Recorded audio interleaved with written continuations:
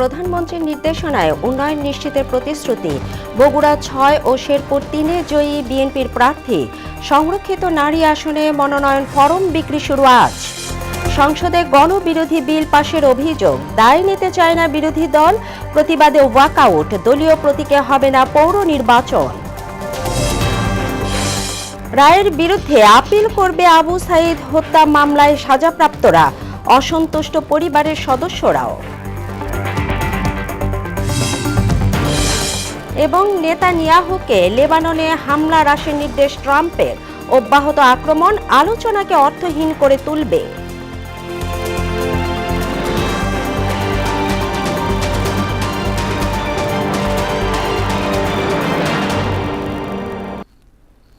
আসসালামু আলাইকুম, মোহনা সংবাদে স্বাগত। শুনছিলেন শিরোনাম, পুরো সংবাদে আপনাদের সাথে আছি তাবশিরা লিজা। প্রধানমন্ত্রীর নির্দেশনা অনুযায়ী বগুড়া ৬ আসনে উন্নয়ন নিশ্চিত করার প্রতিশ্রুতি দিলেন ধানের শীষের প্রার্থী রেজাউল করিম বাদশা। আর শেরপুর ৩ আসনে নির্বাচন সুষ্ঠু হয়েছে বলে দাবি করেন বিএনপি প্রার্থী মাহমুদুল হক রুবেল। বেসরকারিভাবে নির্বাচিত হওয়ার পর প্রতিক্রিয়ায় তারা এসব কথা বলেন। প্রতিনিধিদের পাঠানো তথ্যে বিস্তারিত জানাচ্ছেন ডলি বিনতে মনোয়ারা। বগুড়া ৬ আসনের উপনির্বাচনে বিপুল ভোটের ব্যবধানে বিএনপি মনোনীত প্রার্থী রেজাউল করিম বাদশা বেসরকারিভাবে নির্বাচিত হয়েছেন। জেলা নির্বাচন কমিশন তথ্য মতে পোস্টাল ব্যালট সহ মোট ১৫১টি কেন্দ্রের চূড়ান্ত ফলাফলে ধানের শীষ প্রতীকে রেজাউল করিম বাদশা পেয়েছেন ১,৩৩,৯৩১ ভোট। রেজাউল করিম বাদশাকে ৪১/৬ বগুড়া ৬ আসনের নির্বাচনে বেসরকারিভাবে বিজয়ী ঘোষণা করিতেছি। বগুড়াবাসী আমাকে আজকে স্বতঃস্ফূর্তভাবে একটু অবাধ, নিরপেক্ষ, সুষ্ঠু নির্বাচনের মাধ্যমে আমাকে নির্বাচিত করেছেন এবং সেজন্য আমি বগুড়াবাসীকে আন্তরিক অভিনন্দন এবং কৃতজ্ঞতা জানাচ্ছি। তার নিকটতম প্রতিদ্বন্দ্বী জামায়াতে ইসলামীর প্রার্থী আবিদুর রহমান সোহেল দাঁড়িপাল্লা প্রতীকে পেয়েছেন ৫৭,৯৫৯ ভোট। এদিকে শেরপুর ৩ আসনে মোট ১২৮ কেন্দ্রে বেসরকারি প্রাপ্ত ফলাফলে ধানের শীষ প্রতীকের প্রার্থী মাহমুদুল হক রুবেল ১,৬৬,১১৭ ভোট পেয়ে বিজয়ী হন। তার নিকটতম প্রতিদ্বন্দ্বী জামায়াতের প্রার্থী মাসুদুর রহমান পেয়েছেন ৪৭,০৫১ ভোট। এর আগে এ আসনে অনিয়মের অভিযোগে নির্বাচন বর্জন করে জামায়াতের প্রার্থী মাসুদুর রহমান। যদিও কঠোর নিরাপত্তা ব্যবস্থায় উৎসবমুখর পরিবেশে অংশগ্রহণমূলক নির্বাচন হয়েছে বলে দাবি করেছে নির্বাচন কমিশন।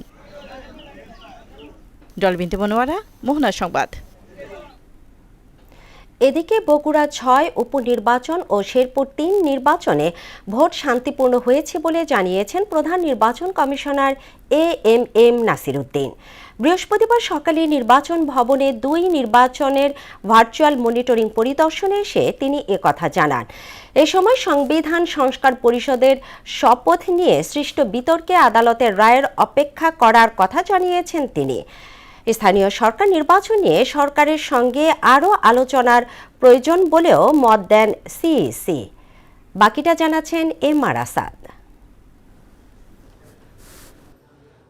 বগুড়া ৬-এর উপনির্বাচন ও শেরপুর ৩-এর নির্বাচনের আইনশৃঙ্খলা তদারকি করতে ইসি ভবনে স্থাপন করা হয়েছে কেন্দ্রীয় মনিটরিং ব্যবস্থা। বাহিনীর সদস্যদের বডি অন ক্যামেরা ও সিসিটিভির মাধ্যমে করা হচ্ছে তদারকি। সশস্ত্র বাহিনীর বিশেষজ্ঞ টিম এ কাজ তদারকি করছেন। মনিটরিং পরিদর্শনে আসেন সিইসি এএমএম নাসির উদ্দিন। প্রত্যাশা করেন শান্তিপূর্ণ নির্বাচনের। ইলেকশন বলতে সারা বিশ্ব যা বোঝায়, ইন্টারন্যাশনাল স্ট্যান্ডার্ডে যা বোঝায় সেটা আমরা দেখাইতে চাই। স্থানীয় সরকার নির্বাচন বিষয়ে সাংবাদিকদের প্রশ্নের জবাবে বলেন সরকারের সঙ্গে আরও আলোচনার কথা। এখন এটা নিয়ে এখন কথা বলতে চাই না। ওটা সরকারের সাথে আমাদের বসতে হবে, অনেক আলাপ আলোচনার ব্যাপার আছে, আইন কানুন এই যে অধ্যাদেশ হয়েছে এগুলো পাশ করার ব্যাপার আছে।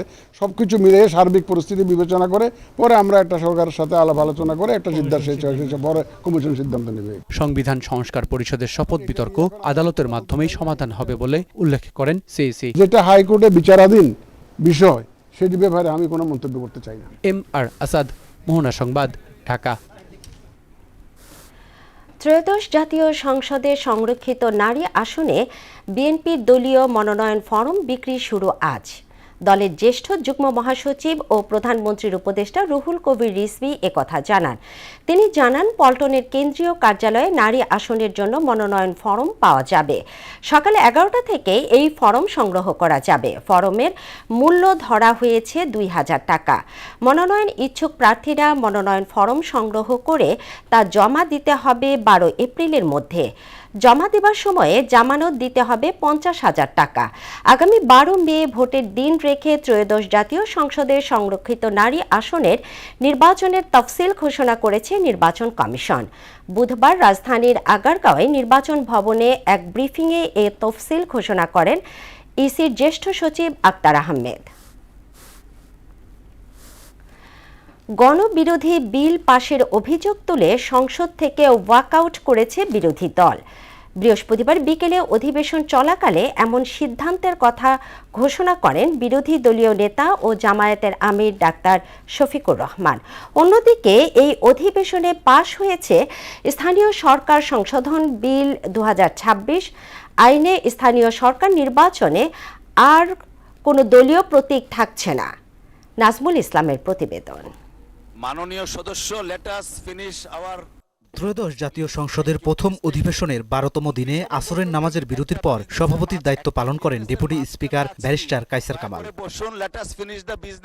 এ সময় স্থানীয় সরকার, পল্লী উন্নয়ন ও সমবায় মন্ত্রী মির্জা ফখরুল ইসলাম আলমগীরের পক্ষে মন্ত্রণালয়ের প্রতিমন্ত্রী মীর শাহেদ আলম জাতীয় সংসদে স্থানীয় সরকার পৌরসভা সংশোধন বিল 2026 উত্থাপন করেন। পরে তা গণভোটে পাশ হয়। এ বিল পাশের মাধ্যমে স্থানীয় সরকার নির্বাচনে দলীয় প্রতীক থাকছে না। স্থানীয় সরকার পৌরসভা আইন 2009-এর অধিকতর সংশোধন কল্পে আনিত একটি বিল, স্থানীয় সরকার পৌরসভা সংশোধন বিল 2026 এই মহান সংসদে উত্থাপন করছি।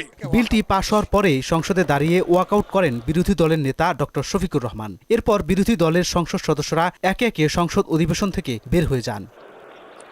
বিরোধী দলের নেতা বলেন, যৌক্তিক বাধা সত্ত্বেও যেসব আইন সংসদে পাশ হলো তার দায় তারা নিতে চায় না। দুঃখজনক হলেও সত্য, বিরোধী দলের যৌক্তিক বাধা সত্ত্বেও যে কয়টি গণবিরোধী বিল আজকে পাশ হয়েছে, আমরা তার দায় নিতে চাই না।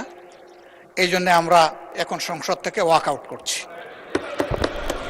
এ সময় স্বরাষ্ট্রমন্ত্রী সালাউদ্দিন আহমেদ দাঁড়িয়ে বলেন, বিরোধী দল শুরু থেকে সহযোগিতা করে আসছে, মূলত তাদের ধন্যবাদ দেওয়ার জন্য দাঁড়িয়েছি।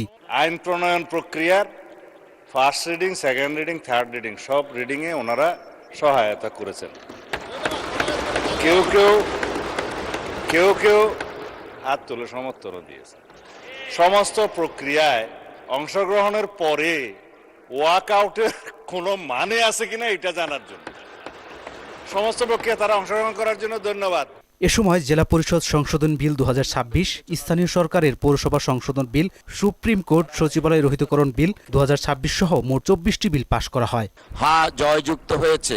অতএব নাজমুল ইসলাম, মোহনা সংবাদ, ঢাকা। মালয়েশিয়া ও বাংলাদেশ শ্রম অভিবাসন খাতে কৌশলগত সহযোগিতা আরও শক্তিশালী করার অঙ্গীকার পুনর্ব্যক্ত করেছে। স্বচ্ছ, অন্তর্ভুক্তিমূলক ও সততা নির্ভর ব্যবস্থা গড়ে তোলার উপর গুরুত্ব আরোপ করেছে উভয় দেশ। বৃহস্পতিবার মালয়েশিয়ার পুত্রজায়ায় দেশটির প্রধানমন্ত্রী দাতুক সেরি আনোয়ার ইব্রাহিমের সঙ্গে বাংলাদেশের একটি প্রতিনিধি দলের সাক্ষাতে এই প্রতিশ্রুতি ব্যক্ত করা হয়। বাংলাদেশের প্রতিনিধি দলের নেতৃত্বে ছিলেন প্রবাসী কল্যাণ ও বৈদেশিক কর্মসংস্থান মন্ত্রী আরিফুল হক চৌধুরী। প্রতিনিধি দলে আরও উপস্থিত ছিলেন প্রধানমন্ত্রীর উপদেষ্টা মাহাদি আমিন। মালয়েশিয়ার মানব সম্পদ মন্ত্রী দাতুক সেরি আর রামানান ফেসবুক পোস্টের মাধ্যমে আলোচনার মূল দিকগুলো তুলে ধরেন। তার দেয়া তথ্য অনুযায়ী আলোচনার প্রধান বিষয়গুলো ছিল নিরাপদ, সুশৃঙ্খল এবং আইনানুগ অভিবাসন প্রক্রিয়া নিশ্চিত করা এবং কর্মী নিয়োগের বিদ্যমান চ্যালেঞ্জগুলো মোকাবেলা করা। ন্যায় বিচার না পাওয়ার কথা উল্লেখ করে আপিল করা হবে জানিয়েছে জুলাই আন্দোলনের প্রথম শহীদ আবু সাঈদ হত্যা মামলায় সাজাপ্রাপ্ত আসামি পক্ষের আইনজীবী। রায়ে 2 জনের ফাঁসি, 3 জনের যাবজ্জীবন সহ 25 আসামিকে বিভিন্ন মেয়াদে সাজা দেয়া হয়। তবে রায়ে সন্তোষ জানিয়েছেন চিফ প্রসিকিউটর মোহাম্মদ আমিনুল ইসলাম। অন্যদিকে অনেকে লঘুদণ্ডে ক্ষোভ প্রকাশ করেন আবু সাঈদের বাবা মকবুল হোসেন। আরও জানাচ্ছেন মুদাসির আলী। জুলাই আন্দোলনের প্রথম শহীদ আবু সাইদ হত্যার ঘটনায় মানবতাবিরোধী অপরাধ মামলায় রায় ঘোষণা করেন আন্তর্জাতিক অপরাধ ট্রাইব্যুনাল। মামলায় গ্রেপ্তার রংপুর মেট্রোপলিটন পুলিশের সাবেক এএসআই আমির হোসেন ও কনস্টেবল সুজন চন্দ্র রায়কে মৃত্যুদণ্ডাদেশ দেয়া হয়। পুলিশের অন্য দুই সদস্য আরিফুজ্জামান ও রবিউল ইসলাম এবং বেরোবির সাবেক ক্যাম্প ইনচার্জ বিভূতিভূষণকে দেয়া হয় যাবজ্জীবন কারাদণ্ড। মামলার 1 নম্বর আসামি বেগম রোকেয়া বিশ্ববিদ্যালয়ের তৎকালীন ভিসি হাসিবুর রশিদ সহ 5 জনকে দেয়া হয় 10 বছরের সশ্রম কারাদণ্ড, আর 5 বছর করে 8 জন এবং 3 বছর করে 11 জনকে দেয়া হয় কারাভোগ। বেরোবির কর্মচারী আনোয়ার পারভেজ সাজা হাজতবাসের মেয়াদই পূর্ণ হয়েছে বলে গণ্য করেছেন ট্রাইব্যুনাল। রায়ে রাষ্ট্রপক্ষ সন্তুষ্ট বলে জানান চিফ প্রসিকিউটর মোহাম্মদ আমিনুল ইসলাম। যে ধরনের চার্জ ছিল তাদের ভূমিকা অনুযায়ী সেই সাজাগুলো হয়েছে বলে মনে হয়। যেসব চার্জ থেকে তাদেরকে অব্যাহতি দেওয়া হয়েছে সেইগুলোর বিরুদ্ধে আমরা আপিল করার সুযোগ থাকলে সেগুলো পূর্ণাঙ্গ রায়ের কপি পাওয়া সাপেক্ষে আমরা সেটা সিদ্ধান্ত নেব। এদিকে রায়ে ন্যায় বিচার হয়নি বলে দাবি করে এর বিরুদ্ধে আপিলের ঘোষণা দেন আসামি পক্ষের আইনজীবীরা। আমরা এই রায়ে প্রত্যাশার নিরিখে অবশ্যই সংক্ষুব্ধ এবং আমরা আইনে নির্ধারিত সময়ের মধ্যে আপিল করে মহামান্য আপিল বিভাগ হইতে আমরা প্রত্যাশা করছি খালাস পাইব। এই রায়ে ক্ষোভ প্রকাশ করেছেন শহীদ আবু সাইদের বাবা মোহাম্মদ মকবুল হোসেন। যে 2 জনকে ফাঁসি দিয়েছে, 3 জনকে যাবজ্জীবন কারাদণ্ড দিতে, এতে আমি সন্তুষ্ট নই, আরো লোকের ফাঁসি হওয়া উচিত ছিল। রায় ঘোষণার পরে আটক আসামিরা নিজেদের নির্দোষ ও পরিস্থিতির শিকার বলে উল্লেখ করেন। এতে ট্রাইব্যুনালে কিছুটা বিশৃঙ্খল পরিবেশ সৃষ্টি হয়। মুদাসসির আলী, মোহনা সংবাদ, ঢাকা। মাধ্যমিক স্কুলে শিক্ষার্থীদের জন্য অনলাইন ও অফলাইন ক্লাস চালুর সিদ্ধান্ত হয়েছে বলে জানিয়েছেন শিক্ষা, প্রাথমিক ও গণশিক্ষা মন্ত্রী আ.ন.ম এহসানুল হক মিলন। বৃহস্পতিবার রাজধানীর সেগুন বাগিচায় আন্তর্জাতিক মাতৃভাষা ইনস্টিটিউটে আয়োজিত সংবাদ সম্মেলনে এ তথ্য জানান মন্ত্রী। তিনি বলেন, রবি, মঙ্গল ও বৃহস্পতিবার অনলাইনে ক্লাস অনুষ্ঠিত হবে। অন্যদিকে শনি, সোম ও বুধবার শিক্ষার্থীরা স্কুলে উপস্থিত হয়ে অফলাইন ক্লাসে অংশ নেবে। জ্বালানি সংকট মোকাবেলা ঢাকা মহানগর এলাকার কিছু শিক্ষা প্রতিষ্ঠানে পরীক্ষামূলকভাবে সপ্তাহে শনি, সোম, বুধ 3 দিন অফলাইনে বা সশরীরে ক্লাস চলবে বলেও জানান তিনি। আর প্রাথমিক বিদ্যালয়ের জন্য অনলাইন ক্লাসের সিদ্ধান্ত পরে জানানো হবে বলে জানান মন্ত্রী। সানডেতে মানে অনলাইন ক্লাস হবে, মানডে ফিজিক্যালি স্কুলে আসবে, ক্লাস করবে, টিউসডে অফলাইন মানে অনলাইন, টিউসডে অনলাইন আর ওয়েডনেসডে ফিজিক্যালি আসবে এবং থার্সডে অনলাইন। অল্টারনেট ডেতে আমরা 3 দিন তাদেরকে স্কুলে আনবো আর 3 দিন তারা বাসাতে ক্লাস করবে। 24 ঘন্টায় হামের উপসর্গ নিয়ে আরও 8 জনের মৃত্যু হয়েছে। রাজশাহীতে মেডিকেল কলেজ হাসপাতালে 4, ময়মনসিংহ মেডিকেল কলেজ হাসপাতালে 2 এবং বরিশালে প্রাণ হারায় 2 শিশু। এদিকে হাম উপসর্গে সারা দেশের হাসপাতালেই বাড়ছে রোগীর সংখ্যা। এক্ষেত্রে অভিভাবকদের আরও সচেতন হওয়ার পরামর্শ দেন চিকিৎসকরা। প্রতিনিধিদের তথ্যে আরও জানাচ্ছেন আফরিন পপি। রাজশাহীতে উদ্বেগজনক হারে বাড়ছে হামের প্রকোপ। গত 24 ঘন্টায় রাজশাহী মেডিকেল কলেজ হাসপাতালে চিকিৎসাধীন অবস্থায় হামের উপসর্গ নিয়ে 4 শিশুর মৃত্যু হয়েছে। বর্তমানে ওই হাসপাতালে হামের উপসর্গ নিয়ে চিকিৎসাধীন 132 জন। এদিকে চলমান এই প্রাদুর্ভাবে এখন পর্যন্ত 479 জন রোগী হাসপাতালে ভর্তি হয়েছেন। এর মধ্যে মোট মৃত্যুর সংখ্যা বেড়ে দাঁড়িয়েছে 50 জনে। দেখা যাচ্ছে বাচ্চা নেগেটিভ দিকে চলে যাচ্ছে। পরে তখন আমি এমার্জেন্সি সিরাজগঞ্জ সদরে নিয়েছিলাম। ওখান থেকে আমাকে বললো যে আপনি সরাসরি রাজশাহী মেডিকেলে চলে যান। প্রথমে জ্বর থেকে আসাতে ঠান্ডা থেকে 2 দিন থেকে আপনার হাম বাড়াইছে।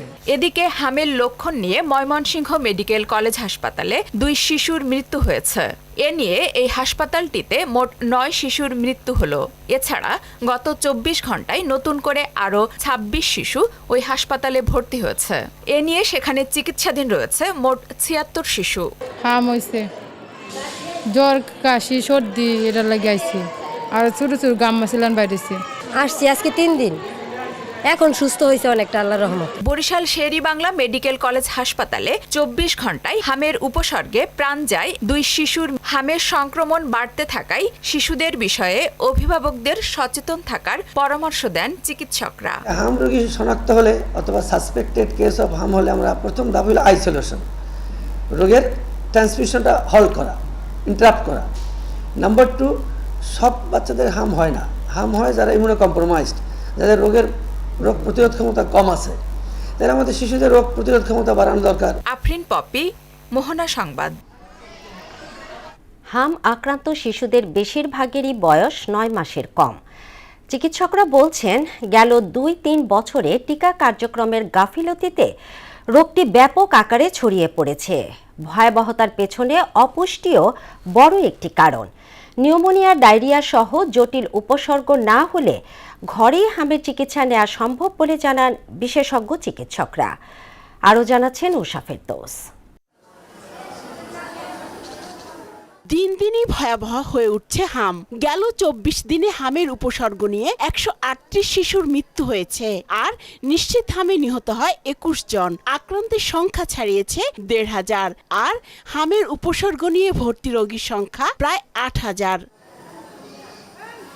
মার্চের মাঝামাঝি থেকে সারা দেশে হাম রোগী বাড়তে থাকায় চাপ বাড়ে হাসপাতালে। শয্যা সংকটে বিভিন্ন জায়গায় সেবা কার্যক্রম ব্যাহত হয়। ঢাকা অনেক জায়গায় আসছিলাম, শ্যামল এখানে আসছিলাম, তারপর মহাখালীত গেছিলাম, ঢাকা কলেজ হাসপাতালে গেছিলাম, কর্মীতলা গেছিলাম, কোনো জায়গায় রাখে নাই, কোনো জায়গায় সিট খালি নাই বলে। একটু ভালো দেখছি, তারপরে চলে গেছিলাম। পরে আবার কিছু নিয়ে আরম্ভ হয়েছে, মানে শ্বাসকষ্ট বাইরে গেছে, কফগুলা সঠিক মতো আসছে না। বিশেষজ্ঞ চিকিৎসকরা বলেন জ্বর এবং শরীরে র্যাশ উঠলেই আশপাশের স্বাস্থ্য কেন্দ্রে যেতে হবে। 2021, 22, 23 সেই সময় কিন্তু বড়রাই বের হয়নি, সেখানে বাচ্চাদের তো বের হতেই দেয়নি। ওই সময় কিন্তু আমরা যে 9 মাসের যে হাম রুবেলার ভ্যাকসিনটা নেই, 15 মাসে নেই, এই সময় কিন্তু একটা গ্যাপ আছে, অনেকেই নেয়নি। তত্ত্বাবধায়ক সংক্রমণের সময় আমি যেটা খেয়াল করছি, অনেক সেন্টারে কিন্তু ভ্যাকসিনের ক্রাইসিস ছিল। এখানে কিন্তু আগে যে প্রোটেকশন আমাদের ছিল প্রায় 90%-এর বেশি, সেক্ষেত্রে হয়তো আমরা যদি ইন জেনারেলি চিন্তা করি 50, 60, 70% প্রোটেকশন, বাকি 30-40 প্রোটেকশন নাই, সেই বাচ্চাগুলা এফেক্টেড হয় স্বাভাবিক। সাধারণত জেলা উপজেলা পর্যায়ের হাসপাতালেই হামের চিকিৎসা হয়। এবার সংক্রমণের প্রকোপ বেশি হওয়ায় এবং জটিলতা বাড়ায় অধিকাংশ রোগীকে ঢাকায় পাঠানো হচ্ছে। নরমাল 3-4 দিন র্যাশ, তারপর দিন জ্বর, এরপর র্যাশ, এরপরে মানে 1 সপ্তাহের মধ্যে সে ইউজুয়ালি রিকভারি হয়ে যাচ্ছে।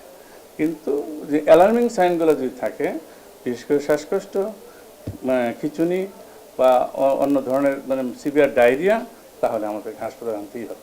আতঙ্কিত না হয়ে অভিভাবকদের সচেতন থাকার পরামর্শ দেন চিকিৎসকরা। উষা ফেরদৌস, মোহনা সংবাদ, ঢাকা। প্রতি মাসে জ্বালানিতে 2.5 থেকে 3,000 কোটি টাকা ভর্তুকি দেওয়ার কথা জানিয়েছেন জ্বালানি মন্ত্রণালয়ের যুগ্ম সচিব মনির হোসেন চৌধুরী। তিনি জানান প্রতি লিটার ডিজেলে 55 টাকা ভর্তুকি দিচ্ছে সরকার। বৃহস্পতিবার সচিবালয়ে এক প্রেস ব্রিফিংয়ে তিনি বলেন, এখন ডিজেল বিক্রি হচ্ছে প্রতি লিটার 100 টাকায়, তবে সমন্বয় করলে এর প্রকৃত মূল্য দাঁড়ায় 155 টাকা। যুদ্ধ পরিস্থিতির উন্নতি হলেও তেলের দাম বৃদ্ধির বিষয়ে সরকার সিদ্ধান্ত নেবে বলে জানান তিনি। মূল জ্বালানি হচ্ছে ডিজেল, অকটেন এবং পেট্রোল। ডিজেলে আজকে দিনে আমাদের মজুদ আছে 1,43,143 মেট্রিক টন। 1 লিটার ডিজেল আমরা বিক্রি করছি 100 টাকায়। আমাদের যে ডাইনামিক প্রাইস, সেই প্রাইস ক্যালকুলেশন করে আমরা দেখি যে এটা হওয়া উচিত আজকের দিনে 155 টাকা। এই মুহূর্তে আমরা সরকার প্রায় প্রতি মাসে 2,500 থেকে 3,000 কোটি টাকা তাকে ভর্তুকি দিতে হচ্ছে। এবার আন্তর্জাতিক প্রসঙ্গ। ইরানের সঙ্গে যুদ্ধবিরতি যেন ভেস্তে না যায় সেজন্য দখলদার ইসরায়েলের প্রধানমন্ত্রী বেঞ্জামিন নেতানিয়াহুকে লেবাননে হামলা কমানোর নির্দেশ দিয়েছেন যুক্তরাষ্ট্রের প্রেসিডেন্ট ডোনাল্ড ট্রাম্প। সামনের কয়েক ঘন্টা গুরুত্বপূর্ণ বলে মন্তব্য করেছেন ইরানের উপপররাষ্ট্রমন্ত্রী সাইদ খাতিবজাদে। তবে কিসের জন্য সামনের কয়েক ঘন্টা গুরুত্বপূর্ণ সেটি উল্লেখ করেননি তিনি। অব্যাহত হামলা আলোচনাকে অর্থহীন করে তুলবে, ইরানিদের হাত ট্রিগারেই থাকবে এবং ইরান তার লেবানিজ ভাই বোনদের কখনো পরিত্যাগ করবে না বলে মন্তব্য করেছেন ইরানি প্রেসিডেন্ট মাসুদ পেজেশকিয়ান।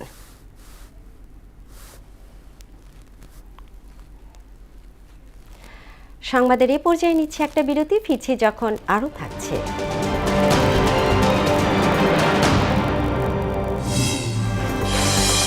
লেবাননে হামলা অব্যাহতের হুমকি নেতানিয়াহুর, মিত্র দেশ থেকে কয়েকদিনের মধ্যে সুনির্দিষ্ট অঙ্গীকারের প্রত্যাশা ওয়াশিংটনের। এবং বিসিবি সভাপতি তামিম ইকবালের ধামাকা, অবশেষে মাঠে গড়াচ্ছে ঢাকা প্রিমিয়ার লিগ ক্রিকেট, খেলতে রাজি 12 ক্লাবই।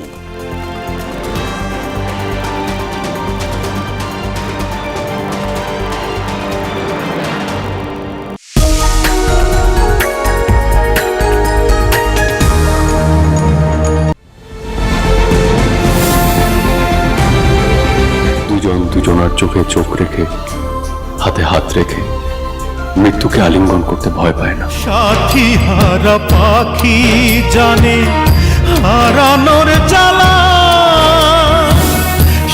রাইয়ের মতো একটা মেয়েকে ভালোবেসে অনেক কিছু শেখা যায়, একটা ভালো মানুষ হতে ইচ্ছে করে। ভালোবাসি তাই তোকে চাই আমার পৃথিবী জুড়ে। তুই আমার ঠকাইতেছিস, আসবে যেদিন মানে তুই আমার বিয়া করবি না। দেবরে জামদানি আপনারে বিয়া করলে আমার যাচ্ছে কি রাজপুতের মতো বর চাই তোমার? তোমাকে ভালোবেসে আমার ময়নার বিয়ে হতে পারে না।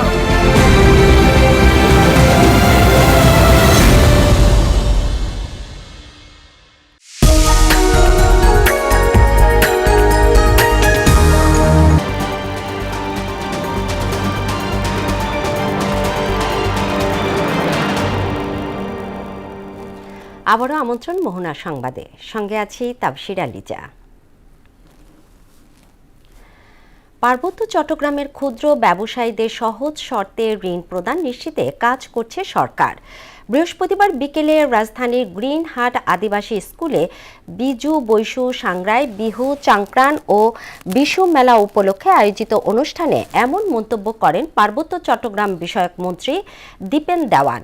এ সময় তিনি ব্যবসায়ীদের প্রতি আহ্বান জানিয়ে বলেন, পাহাড়ি পণ্য যেন শহরের মানুষ সম্পূর্ণ ভেজাল মুক্ত ও মানসম্মতভাবে পায় তা নিশ্চিত করতে হবে। পাহাড়িতে বিশেষ করে স্বল্প সুদের ঋণের ব্যবস্থা ছিল, কিন্তু সেই বিষয়টা নাই। আমি বলতে পারি যে জিও রহমান সাহেবের সময় মনে হয় একটা স্বল্প সুদে একটা ঋণের ব্যবস্থা ছিল। এই ব্যবস্থা আমাদের এনকারেজ করার জন্য, উদ্যোক্তাদের এনকারেজ করার জন্য বিশেষত এই উদ্যোগগুলো নিতে হবে। আমি যতটুকু পারি পার্বত্য মন্ত্রণালয় থেকে আমি এই উদ্যোক্তাদের পৃষ্ঠপোষকতা দেওয়ার ব্যাপারে আমরা সবসময় থাকবো। চাঁপাইনবাবগঞ্জে সরকারের খাদ্য বান্ধব কর্মসূচির আদলে ভুয়া কার্ড ছাপিয়ে 20,000 অসহায় দুস্থদের মধ্যে নিম্নমানের চাল বিতরণের অভিযোগ উঠেছে এক নারী ও তার সহযোগীর বিরুদ্ধে। কোটি টাকা হাতিয়ে নিয়ে অভিযুক্তদের লাপাত্তা হয়ে যাওয়ার আশঙ্কা করছেন স্থানীয়রা, তবে অভিযোগ অস্বীকার করেছেন অভিযুক্তরা। এদিকে শিগগিরই তদন্ত করে আইনি ব্যবস্থা নেওয়ার আশ্বাস দিয়েছে জেলা প্রশাসন। চাঁপাইনবাবগঞ্জ প্রতিনিধি শহীদুল ইসলামের পাঠানো তথ্যে বিস্তারিত জানাচ্ছেন ডলি বিনতে মনোয়ারা। মুক্তিযুদ্ধের বাংলাদেশ, ক্ষুধা হবে নিরুদ্দেশ, এই স্লোগান ব্যবহার করে হুবহু কার্ড তৈরি করা হয়েছে নিপুণভাবে। বোঝার উপায় নেই এটি আসল না নকল। ভুক্তভোগীরা জানান, মেসার্স মাসকুরা ট্রেডার্স নামে ধাইনগর ইউনিয়ন পরিষদ থেকে একটি ট্রেড লাইসেন্স নিয়ে প্রতারণার ফাঁদ পেতে বসত ঘরেই নিম্নমানের চাল মজুদ রেখে ব্যবসা করছেন স্থানীয় বাসিন্দা জেসমিন বেগম। 5,000 টাকা দিয়ে কার্ডটি নিয়ে পরে বুঝতে পেরেছেন এটি সরকারি নয়। আগে বুঝতে পারলে টাকা দিয়ে কার্ড নিতেন না, আক্ষেপ ভুক্তভোগীদের। আমরা গরিব শ্রেণীর মানুষ, ভালো মন্দ কোনটা বুঝছি, আমরা কি মনে করছি 1 মাস খাওয়া হবে। 5,000 টাকা দিয়ে একটা কার্ড করেছি, একবার চাল পেয়েছি, দিবে কি দিবে না ওরা জানছে। চলতি মাসে চাল দিলেও আগামী মাসে পাওয়া যাবে কিনা তা নিয়ে শঙ্কায় হাজারো অসহায় মানুষ। এই মাসে দিলেও সামনে মাসে যদি না দেয় তাহলে কোথায় যাব? সরকার যদি তদন্ত করে যে আসলে ঘটনাটা কি সত্য না মিথ্যা, এটুকু যেন সরকার যাচাই করে। এদিকে জেসমিন বেগমের মন্তব্য না পাওয়া গেলেও তার সহযোগী স্বীকার করেন এটি সরকারি কোনো সংস্থা বা দফতরের নয়। 4,000 টাকার মধ্যে যেটা আমরা 15 টাকা মানে ধরে 15 টাকা না, আমরা 500 টাকা ধরে নিয়েছি, যে 30 কেজি চাউল 500 টাকা দাম। গ্রাহককে জিজ্ঞেস করলে পাবেন। আর এই যে কার্ডগুলো, এই কার্ডগুলো তৈরি করতে আমাকে মানে টাকা লাগে। স্থানীয়রা বলছেন ভুয়া কার্ড তৈরি করে চাল দিচ্ছে যাতে লোভে পড়ে মানুষ প্রতারণার ফাঁদে পড়ে। এটি তাদের প্রতারণার জাল। তাই দ্রুত আইনের আওতায় এদের বিরুদ্ধে ব্যবস্থা গ্রহণ করার দাবি তাদের। বিপুল পরিমাণ অর্থ অলরেডি কালেক্ট করে ফেলেছে। এখন তারা যখন চাল দিচ্ছে প্রতিদিন 500 টাকা করে আবার তারা নিচ্ছে। আর এই কার্যক্রম প্রতারক চক্রের হয় তাহলে ক্ষতিগ্রস্ত হবেন 20,000 সদস্য। প্রতারণার বিষয়টি টের পেয়ে ওই নারীর ট্রেড লাইসেন্সটি বাতিল করেছে ইউনিয়ন পরিষদ। জড়িতদের বিরুদ্ধে ব্যবস্থা গ্রহণের দাবি জানিয়েছেন ইউনিয়ন পরিষদের চেয়ারম্যান। 24 মাস ধরে মানে চাউলটা পায় আর কি। এই সিস্টেমে ওরাও মানে একবার মানে ওই কার্ডটা ব্যবহার করেছিল, যার কারণে আমি এটার ব্যাপারে ব্যবস্থা নিয়েছিলাম, তখন এটা বন্ধ করে দিয়েছিল আর কি।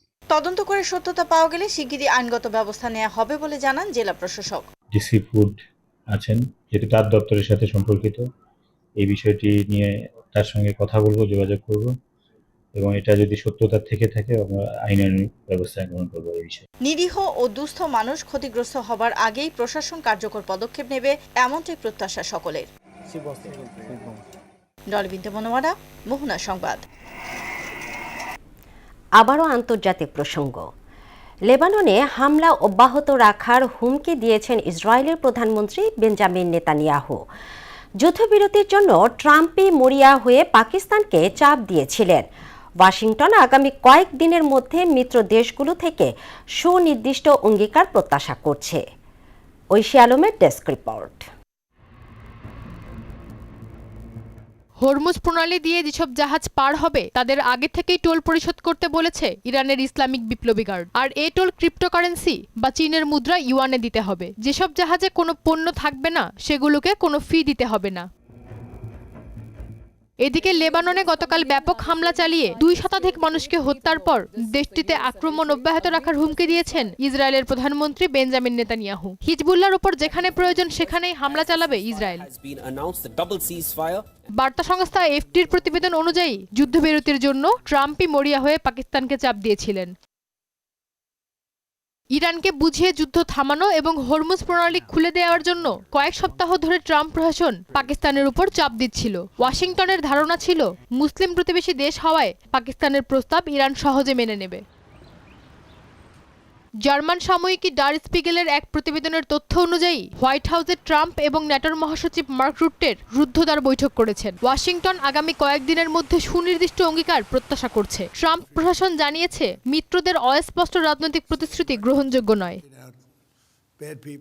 তবে ইউরোপের প্রভাবশালী দেশগুলো এখন পর্যন্ত হরমুজ প্রণালীতে নৌবাহিনী পাঠাতে অনীহা দেখিয়েছে। যুদ্ধ শুরু করার আগে যুক্তরাষ্ট্র ও ইসরায়েল তাদের সঙ্গে পরামর্শ না করায় সেখানে যুদ্ধজাহাজ পাঠালে পরিস্থিতির উন্নতির বদলে যুদ্ধের পরিধি বাড়তে পারে বলে ধারণা করছেন তারা।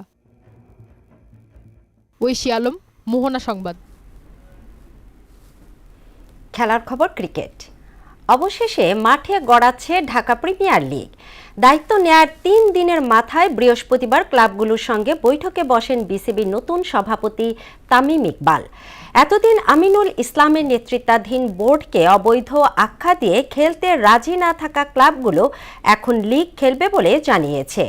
প্রিমিয়ার লিগে তাই 12 ক্লাব নিয়েই হচ্ছে। পূর্ব নির্ধারিত সূচি অনুযায়ী 21 এপ্রিল থেকে শুরু হবে বিসিএল।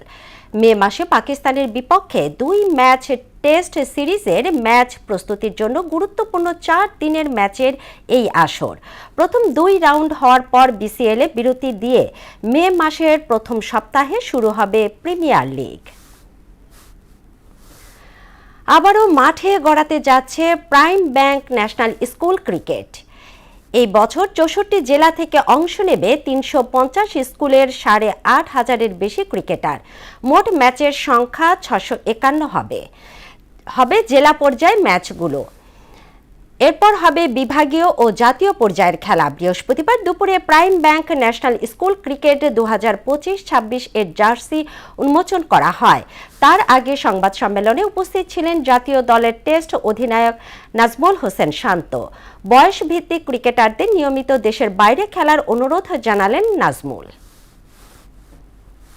যদি সম্ভব হয় প্রত্যেকটা স্কুল থেকে বেস্ট প্লেয়ারগুলো সিলেক্ট করে যদি আমরা বাইরে কোনো দেশের সাথে খেলতে পারি বা কোনো স্টেটের সাথে ম্যাচ খেলতে পারি, তাহলে আমার মনে হয় যে প্লেয়ারদের জন্য আরো ভালো এবং এই টুর্নামেন্টটা আরো আগ্রহের সাথে প্লেয়াররা খেলতে চাবে। আমরা চাই যে এই টুর্নামেন্টটা যেন বৃষ্টির সিজনে না হয়ে যদি একটু আগে করা যেত তাহলে প্লেয়াররা সব ম্যাচ খেলতে পারতো। শেষ করব মোহনা সংবাদ, তবে যাবার আগে শিরোনামগুলো আরও একবার।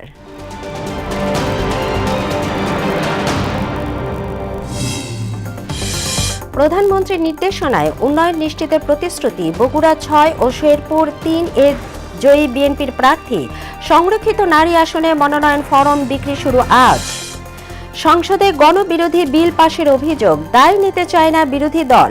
প্রতিবাদে ওয়াকআউট, দলীয় প্রতীকে হবে না পৌর নির্বাচন। রায়ের বিরুদ্ধে আপিল করবে আবু সাইদ হত্যা মামলায় সাজাপ্রাপ্তরা, অসন্তুষ্ট পরিবারের সদস্যরাও। এবং নেতানিয়াহুকে লেবাননে হামলা হ্রাসের নির্দেশ ট্রাম্পের। অব্যাহত আক্রমণ আলোচনাকে অর্থহীন করে তুলবে।